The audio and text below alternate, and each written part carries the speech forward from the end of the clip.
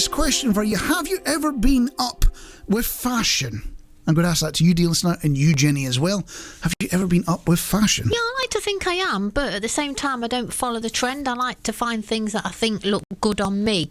All right. Which sometimes could actually be on trend at that point, but I don't really go out and buy something just for the sake of it being in fashion. So it's more by luck than by design, is what you're saying. Personally, I've never been in fashion. In fact, you can watch this fine radio show right now, live, dear listener, or on YouTube later, or whatever format you happen to get on. You can see me in my Christmas attire, which is the Santa hat and the Christmassy beer T-shirt, the only Christmas T-shirt I could find that could fit me. So I didn't get a lot of choice. But seriously, fashion is something I've never been big on following. Although, if I was to describe my fashion sense normally, it is the checked shirt, hiking boots. Even if I'm going nowhere, it is the middle-aged man that has given up.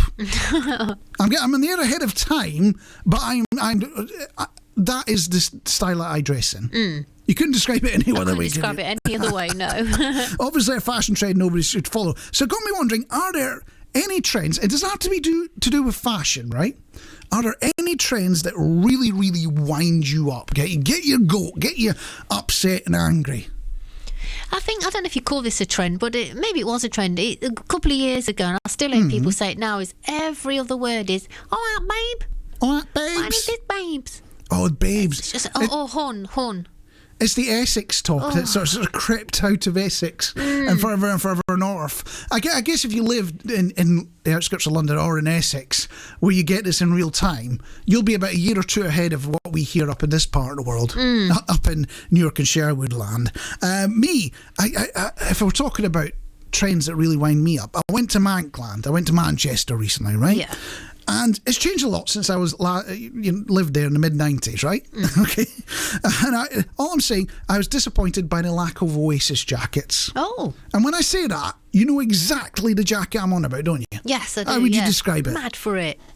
It's kind of like a parka, isn't it? Yeah, it's a parka with the furry hoods. The furry hood. Nobody was wearing them. No. Absolutely nobody was wearing them. They've moved on from that. Oh. And are you aware of bucket hats? Yes, is that what Liam and Noel Gallagher used I think they might have worn them at the time. With the parka. I don't think they wear them nowadays. No. If I see one, and you do still occasionally bump into them, if I see one, I'm expecting hemp-induced wisdom to come with the hat. Okay. You know what I'm saying there? No, go on. So somebody that might be smoking hemp. Oh, right, okay. It's just got that association in my mind. It should never have happened, but it's just got that association in my mind. Another one is the return of the mullet.